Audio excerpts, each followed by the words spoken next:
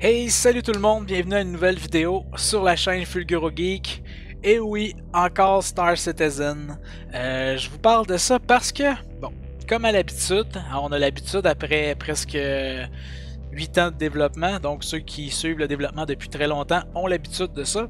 Donc on a terminé l'année 2019 après un CitizenCon bien rempli, plein de promesses, nous dire que bon, maintenant ils avaient les outils pour accélérer le développement, comme à chaque année. À chaque année, ils nous disent que le développement va s'accélérer, qu'on va voir plus de choses arriver dans Star Citizen pendant l'autre année d'après.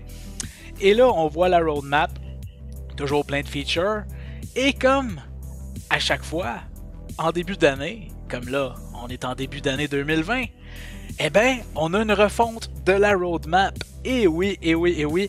Et comme à l'habitude, les grosses features, les trucs qui étaient attendus, les trucs le fun, les trucs qui pourraient faire que Star Citizen a plus l'air d'un jeu qu'il en a de l'air maintenant. Parce que là, pour l'instant, ça a plus l'air d'un environnement vide où il n'y a pas grand chose à faire. Rempli de bugs, mais peu de missions. Donc, c'est ça. Donc, on était censé avoir les missions dynamiques, l'économie dynamique. On était censé avoir une amélioration de l'intelligence artificielle, des nouveaux gameplays pour le gameplay de multi-crew ship, donc des nouvelles tâches à faire pour les joueurs quand ils étaient plusieurs à bord d'un vaisseau. C'était censé arriver avec la 3.9. Eh bien, tout ça, c'est disparu de la roadmap. Eh oui, eh oui, c'est disparu, donc on n'a pas d'idée quand est-ce que ça va revenir. C'est un peu comme le salvage, hein? Ça revient, ça repart jusqu'à on sait pas quand. Donc, je faisais un peu cette vidéo-là pour faire un petit rant, parce que là, je commence à être un petit peu fatigué. Peut-être que si vous êtes un backer depuis peu de temps, hein, depuis 2 ans, 3 ans. Hein, c'est pas long ça, 2 ans, 3 ans. Moi j'avais 32 ans quand j'ai pledgé pour Star Citizen, mais j'approche de 40 là. Donc hein, c'est une décennie presque. Et le jeu est toujours pas en état d'être joué, toujours plein de bugs. Il nous avait aussi promis l'année passée que dû au nouveau Staggered Development, hein, où les équipes prenait plus de temps pour travailler sur chaque patch, que maintenant on était pour avoir des patchs plus stables et avec beaucoup moins de bugs. On a vu ça avec la 3.8, évidemment, hein, la patch qui était très instable. Mais bon, c'est sûr, c'est leur nouvelle technologie qui était censée résoudre beaucoup de problèmes, mais hein, comme souvent ils ont inclus une nouvelle technologie, ça a causé plus de problèmes en la mettant dans le jeu. Hein, donc, c'est des choses qui arrivent assez souvent, ça aussi. Il va falloir qu'ils travaillent dessus. Et là, on a eu la 3.8.1. Les gens s'attendaient peut-être à ce que la patch soit un peu plus stable. Hein. On s'est dit, bon, ils ont eu le temps de travailler dessus un peu. Hein. Ils ont eu quelques mois, 2 mois pour travailler dessus. Ils vont peut-être avoir réglé des bugs. Ben, il semblerait que la patch ne soit pas vraiment plus stable. Moi, en tout cas, j'y ai joué. Mon ami y a joué. Et on n'a pas vu beaucoup de stabilité de plus dans le jeu. Hein. On continue à être déconnecté assez souvent, des erreurs 30K assez souvent, le jeu qui crash carrément. Donc, non, c'est pas plus stable avec leur Staggered Development. Ils nous avaient dit aussi que possiblement, et là, hein, je vais le mettre en virgule parce que les gens ont dit ouais, mais il avait dit qu'il était pour avoir peut-être pareil des resets, même si on dit qu'il n'y en aurait pas. Mais quand même, hein, ils nous avaient dit à la CitizenCon que bon, à partir de la 3.8, ils étaient pour essayer d'amoindrir le nombre de fois qu'ils étaient pour faire des resets dans l'année, vu que hein, c'est important de pouvoir garder sa progression dans le jeu hein, pour qu'on ait un intérêt de pouvoir y jouer. Et là, à la première occasion, pas une patch après, pas 2 patchs après, non, la première occasion où ils avaient de pouvoir tester la persistance, comme de fait, la persistance n'a pas été testée. Il y a eu un wipe et tout le monde a encore perdu sa progression avec la nouvelle patch. Et je pense bien qu'avec la 3.8.2, il va y avoir aussi un wipe parce que bon, semblerait qu'il y a encore des exploits d'argent dans le jeu pour l'instant. Donc c'était la raison qu'il avait donné pourquoi il y a eu un wipe avec la 3.8.1. Et ça va probablement être la raison pour laquelle il va y avoir un wipe et la raison qu'ils vont nous donner pour la 3.8.2 et pour les prochaines patchs. Il y a aussi quelque chose, je ne sais pas si vous avez écouté le dernier Inside Star Citizen, où ils nous ont dit que ça faisait 4 mois qu'ils travaillaient sur les lunes de Microtech. Donc ça fait 4 mois qu'ils travaillent sur les lunes de Microtech, un quarter, comme ils ont dit. Ah, mais moi je me souviens, à la CitizenCon, Chris Robert nous a dit qu'ils étaient capables de créer un système solaire complet en moins de 2 mois. Ce qui nous avait pris 2 ans et demi à faire. Maintenant, ils étaient capables de le faire en 2 mois. Donc, pour faire, écoute, 4 planètes, beaucoup de lunes, un astéroïde. Donc, ça leur a pris 2 mois. Et là, ils viennent nous dire que ça leur prend 4 mois pour faire 3 lunes. OK. Je comprends pas où est l'accélération du développement. Il nous avait dit que ça allait vraiment plus vite. Là.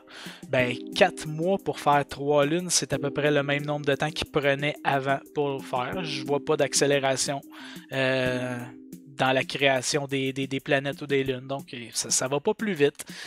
Donc, est-ce qu'on a été floué là-dessus encore au CitizenCon? Ils voulaient nous faire croire encore là qu'ils avaient beaucoup d'outils pour accélérer le développement. Mais en fait, c'est pas vrai. Parce que aussi, il y a une chose. Si ils nous disent que, bon, ils ont tous les outils pour accélérer de beaucoup le développement, pourquoi est-ce que les roadmaps restent toujours approximativement semblables, avec approximativement le même nombre de features, et qu'il y a toujours beaucoup de délais et de reports de grosses features, s'ils ont les outils pour aller vraiment plus vite? Les roadmaps devraient être plus grosses, on devrait avoir plus de features, on devrait avoir plus d'éléments qui sont amenés à chaque patch. Pourtant, les patchs restent semblables. Je vois pas où ça va venir où ça va accélérer le développement avec ce qu'ils ont fait, parce que moi, je le vois pas. Si je regarde la roadmap, j'ai pas l'impression que le développement de la prochaine année va aller plus rapidement que les autres années. J'ai l'impression que ça va être semblable, peut-être moins, parce qu'on en attendait beaucoup de cette année, puis là, il semblerait qu'on va en avoir beaucoup moins que ce qu'on attendait. Donc, c'est ça que je me demande un peu. C'est beau, on est en alpha, c'est une alpha, ça prend du temps à faire un jeu. Écoute, ça fait 10 ans, ça fait une décennie que le projet est en développement. Le projet a commencé en 2011. Donc, une décennie. Et là, il y en a qui vont dire, oui, mais il y a des jeux qui ont pris beaucoup de temps. Grand Theft Auto, Red Dead Redemption 2 ont pris 8 ans. Oui, ils ont pris 8 ans, mais c'est ça. Ça fait 10 ans là, presque pour Star Citizen. Et après 8 ans, si vous alliez demander à Rockstar, est-ce que votre jeu est prêt? Eh bien oui, il sortait après 8 ans. Il n'était pas en début de développement. Parce que moi, ce qui me fait peur, c'est d'entendre des choses après une décennie de développement. D'entendre des choses comme on est encore au tout début du développement. Hey, ça fait 10 ans les gars là. Ça fait 10 ans que vous travaillez sur un jeu. Il est encore plein de bugs. C'est un MMO. On n'est même pas capable de garder notre progression plus que 2-3 mois après 10 ans. Je comprends, là, au début, il était 3. Okay? Il était 3 dans un sous-sol là, les 2 premières années et c'était ça l'équipe. Je suis conscient que le gros du développement a commencé en 2014-2015, donc on peut dire que ça fait plus 5-6 ans. Mais quand même, 6 ans de développement pour un jeu qui a eu plus de funding que 99,9%, même je dirais plus que 100% des jeux qu'on a vus dans l'histoire du jeu vidéo. On s'entend? Ils ont plus de 300 millions de dollars qui ont été dans ce projet-là. Du temps, ils en ont eu pleinement. Beaucoup plus que s'ils avaient fait affaire avec une compagnie ou avec un publisher qui les aurait forcés. On leur en a donné du temps, on leur en a donné de l'argent. Et eux, ce qu'ils nous donnent, c'est toujours des délais, des excuses, des fausses excuses, parce que je comprends pas. Je comprends pas comment ça se fait que, après tout ce temps-là, il manque encore tant d'éléments si simples au jeu aussi. Je comprends pas que après après tout ce temps-là de développement, des petites choses qui fonctionnent pas ou des bugs récurrents qui sont là de patch en patch et qui sont pas capables d'enlever, hein? Ou que des fois ils ont enlevé pendant quelques patchs et là ils reviennent. Et c'est toujours ça, je me demande aussi même s'ils ont un plan. Je me demande s'ils ont un plan. Parce que c'est bien beau, hein? Il y a 2 ans, ils ont vendu une part de la compagnie pour pouvoir financer l'aspect commercial, la commercialisation ou l'aspect marketing du jeu, ou de Squadron 42, ou de Star Citizen. On ne sait pas vraiment l'argent est allé où, ils ne nous l'ont pas dit. On sait qu'ils l'ont eu, mais on ne sait pas le budget est allé où. C'était censé être pour de la publicité pour Squadron 42, mais il y a 2 ans, le jeu était encore...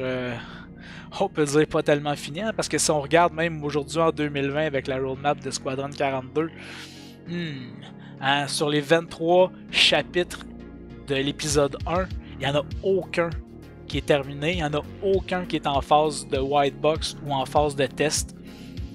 Donc pour une bêta au Q3 2020, ça sent pas tellement bon, hein. Je sais pas, parce que je me demande aussi, moi je suis conscient que faire un jeu ça peut être compliqué, je suis conscient que ça peut être long, mais je suis conscient aussi que dans le domaine du Kickstarter, il y a eu beaucoup de scams.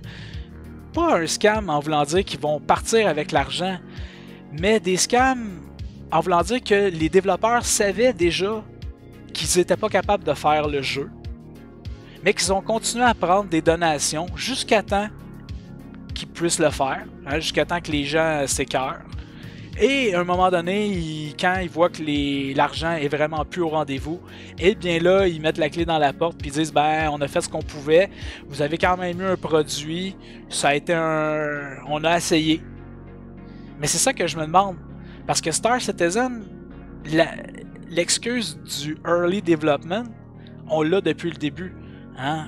Quand les gens pensaient qu'ils étaient pour avoir le jeu en 2014 comme prévu par le Kickstarter ou par Chris Robert, ben les gens disaient ouais mais là ça a changé de scope, le jeu a changé de scope, donc c'est normal que ça prend plus de temps et le jeu est au début du développement. Donc en 2014 c'était ça l'excuse.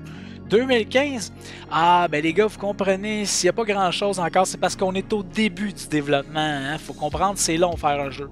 En 2016 l'excuse quand les gens demandaient comment ça se fait qu'il n'y a pas encore beaucoup de choses dans Star Citizen? Pourquoi Squadron 42 n'est pas encore sorti comme prévu? Ah, ben vous savez, on est encore au début du développement. C'est long faire un jeu, c'est dur faire un jeu. Ah ouais, 2017, même chose. Ah, pourquoi Squadron 42, on n'en entend pas parler cette année? Ah, parce que là, on focus un peu sur les core tech qu'on a besoin pour développer le jeu. Vous savez, hein, 2017, on est encore au début du développement. Vraiment au début du développement. Donc, c'est long faire un jeu. 2018. Ah, comment ça se fait qu'on n'a pas encore Squadron 42? Pourquoi il n'y a pas beaucoup de choses encore dans le PU 2018? Ben vous savez, on est encore au début du développement. Hein? C'est long faire un jeu. Ben oui, hein, c'est ça. 2019, l'année passée, CitizenCon. Même dernièrement, le reportage de la BBC qui est sorti, hein, qui avait été tourné justement durant la CitizenCon, une bonne partie. Eh bien là, on a encore des gens de Cloud Imperium qui nous disent ah, vous savez, c'est long faire un jeu, hein? On est encore seulement au début du développement, en 2019. Mais cet argument-là peut être bon combien de temps? Cet argument-là peut être valide combien de temps? Il y a une chose qui arrive avec Star Citizen, c'est que comme on est des backers, on n'est pas des investisseurs, CIG ne doit rien. CIG ne doit rien, ce qu'ils nous doivent, ils nous l'ont déjà donné. Ils sont en train d'essayer de développer un jeu et on a une alpha. Ça c'est correct. Je comprends ça. Quand on a donné de l'argent, on n'est pas des investisseurs, on est des donneurs. On a fait un don, on a contribué. C'est bien, c'est correct. Mais jusqu'à temps l'argument Early Access, on est au début du développement. Jusqu'à quand cet argument-là peut tenir la route?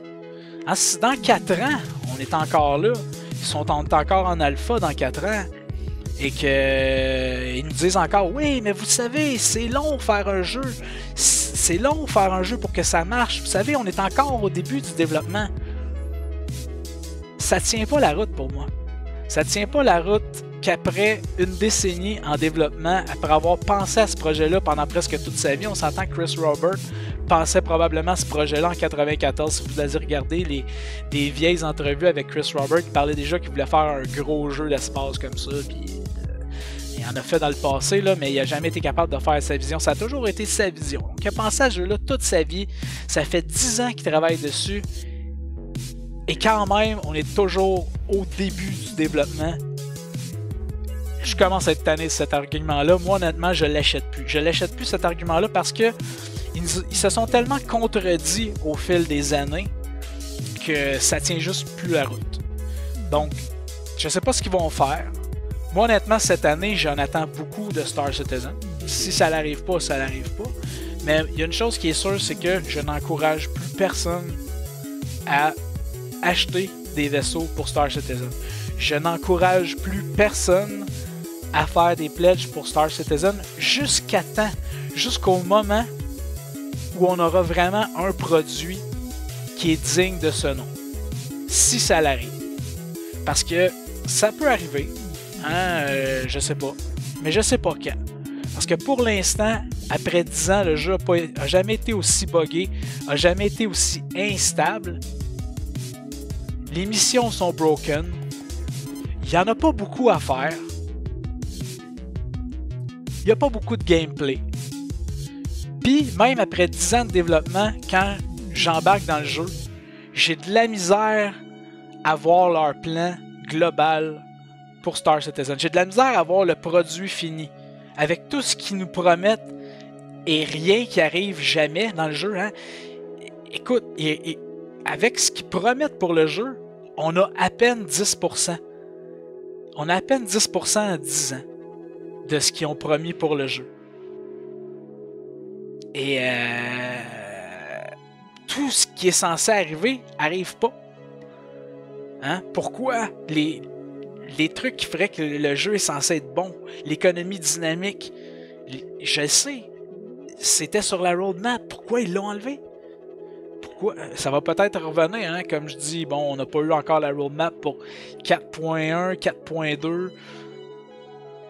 Mais, encore là, est-ce qu'à la fin de l'année, on va avoir quelque chose qui ressemble à un jeu ou ça va encore avoir l'air d'un...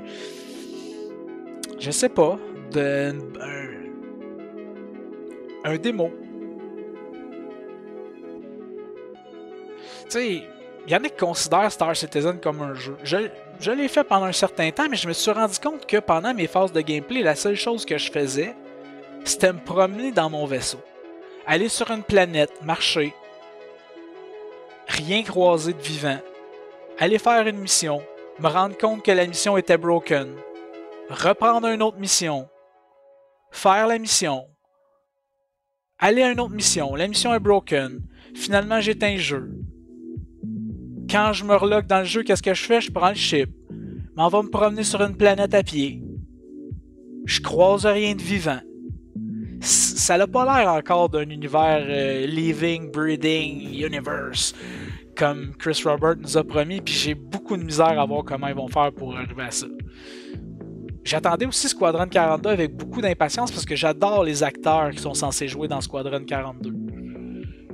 Dans le reportage de la BBC, ils nous ont dit, dans le reportage, le journaliste a interrogé Chris Robert en personne. Et le journaliste nous dit clairement que la sortie de Squadron 42 nous est promis pour 2020. The first time we're going through a jump point or a wormhole. Basically, as we carry on, we'll be opening up more star systems. Next year, we've been promised the release of Squadron 42, the single-player campaign aspect of the game. But for now, development continues on the main Star Citizen experience. It seems this game's journey is far from over. Ok, j'ai hâte de voir ça. Mark Hamill a fait un tweet sur son compte l'année passée pour dire que Squadron 54, au lieu de 42, était pour sortir en 2020. Donc, l'acteur principal, un des acteurs principaux de Squadron 42, fait un tweet pour dire que ça va sortir. Bon, il est peut-être pas dans le secret des dieux, lui a reçu son chèque, puis il est parti, mais ça reste à dire que ça fait encore quand même quelques promesses. Et aussi sur la roadmap qui nous avait... Bon, la roadmap qui nous indique une bêta encore pour Q3 2020, jusqu'à temps qu'on ait la roadmap update. Hein, on verra rendu là, après avoir eu la roadmap update, s'ils ont vraiment... Parce que, c'est ça, ils nous ont dit que l'année passée, ils s'étaient beaucoup concentrés sur Squadron 42. Cette année, ça va être beaucoup concentré sur Squadron 42. Donc, pas beaucoup de choses dans le développement, moins de choses dans le développement de Star Citizen et dans le PU. Mais à un moment donné, les gens ont pledgé pour le PU, la plupart. 80% des gens, le produit qu'ils attendent, c'est l'univers persistant. Donc, si Squadron 42 prend toujours le focus et l'avant-plan du développement pour les prochaines années, parce que je ne sais pas quand est-ce qu'il va sortir, il était censé sortir en 2016, mais on est 4 ans plus tard et toujours pas de date de sortie à l'horizon. Donc, je me demande, ben, ça s'en va où tout ça? Hein? Ça s'en va où tout ça? On verra bien. C'était ma rant. Vous allez probablement me mettre des pouces, des thumbs down puis me dire que je suis un haters. Mais ça m'arrive. Des fois, j'aime Star Citizen, mais quand ils font des choses comme repousser toutes les features importantes et les enlever carrément de la roadmap, ou nous faire des semi-mensonges en nous disant qu'ils sont capables de faire un système solaire en moins de 2 mois, puis que finalement ils nous disent que pour faire 3 lunes, ça leur prend 4 mois, un quart d'année. Ben, j'ai pas le choix. J'ai pas le choix de faire une rant parce que ça me fait sortir de mes gonds. C'est pas question de chialer ou quoi que ce soit, c'est question de se faire mentir en pleine face. Puis c'est question aussi d'allumer les gens pour dire que il y a peut-être quelque chose qui cloche avec le projet, même si autant qu'on veut que le jeu se fasse, autant qu'on aimerait ça avoir un jeu, un projet aussi exceptionnel qu'on l'imagine que ce que pourrait être Star Citizen, parce que oui, on imagine tout plein d'affaires, hein, on s'imagine un potentiel extraordinaire avec ce jeu-là, mais même si on imagine ça et qu'on aimerait vraiment ça avoir ça, ben il y a probablement quelque chose qui cloche. Parce que hein, une compagnie qui est jamais capable, pas une fois, 2 fois, à chaque fois, jamais dans l'histoire du développement de Star Citizen, CIG nous a surpris avec « Ah, finalement, cette feature-là qui était vraiment, on n'attendait pas. Ah, ben celle-là, elle a été plus rapide à compléter. On vous la met avec les autres. » Non, ça n'a jamais été ça. Ça a tout le temps été des roadmaps gonflés pour après ça couper des features. Ça n'a jamais été le contraire. Ça n'a jamais été une petite roadmap, puis après ça, rajouter beaucoup de features. Puis non, c'est ça. Fait une compagnie qui est jamais capable de voir ses deadlines rencontrés, ou qui est jamais capable de justement tenir ses deadlines, le moindrement. Si c'était arrivé 2-3 fois qu'ils avaient fait des délais, même 5 fois, j'aurais dit ok, c'est normal. Mais à chaque fois. Donc c'est pour ça que je me demande si c'est pas un peu délibéré de leur part de gonfler leurs expectations ou leurs attentes, hein, gonfler nos attentes. Hein, ils gonflent nos attentes, on dépense de l'argent, ils baissent nos attentes, on est un peu frustré. Après ça, ils gonflent nos attentes. Tu sais, c'est un genre, c'est un petit jeu comme ça, j'ai l'impression qu'ils jouent avec leur backer. Hein, comme rajouter des features près d'une CitizenCon ou d'un Anniversary Sale, puis en remplir, là, mettre beaucoup de choses dans la roadmap parce qu'ils savent qu'on s'y est au courant, ils savent que les gens qui sont des backers de Star Citizen se tiennent au courant, écoutent des vidéos sur Star Citizen, écoutent des gens qui font des résumés, des roadmaps, des vidéos que Star Citizen met en ligne. Donc, ils savent qu'on est au courant. Donc, si des features s'en viennent, ils savent que les backers vont être au courant. Si c'est des grosses features, on va être hypé. Si on est hypé, on va être plus dans un bon mood pour dépenser de l'argent. Si on dépense de l'argent, eux font de l'argent. Et après ça, ils sont pas obligés de rencontrer. Ils nous doivent rien, comme je vous disais. Hein? On leur a donné notre argent. Fait qu'ils nous doivent rien, ils peuvent prendre le temps qu'ils veulent. S'ils veulent prendre 25 ans pour développer le jeu, ils peuvent prendre 25 ans. Puis si dans 20 ans, si dans 5 ans, 7 ans, ils disent encore qu'on est au début du développement, ben, ça sera de notre faute. ça sera de notre faute. Parce qu'on les aura pas tenus responsables pour ce qu'ils sont en train de faire. On leur prouve pas qu'on est déçus de ce qu'ils font. Hein? La seule manière qu'on peut leur prouver qu'on est déçus de ce qu'ils font, c'est d'arrêter de leur donner de l'argent pour un bon bout de temps. Ils sont censés en avoir assez. Selon Chris Robert, ils ont plenty d'argent pour finir le jeu. Ben qu'ils finissent. Qu'ils finissent. That's it. Fin de la vidéo. Je sais que ça a été un long rant. Vous allez peut-être pas être d'accord avec moi, mais moi, ça fait assez longtemps que je suis Star Citizen. J'ai une bonne mémoire. Je me souviens de tout ce qui a été dit depuis le début du projet. Je me souviens de beaucoup de choses que Chris Robert a dit, que tous les autres gros développeurs du studio ont dit aussi. Puis je me souviens aussi des fois où ils se sont mis le pied dans la bouche. Puis je me souviens aussi des fois où ils se sont contredits carrément devant notre face.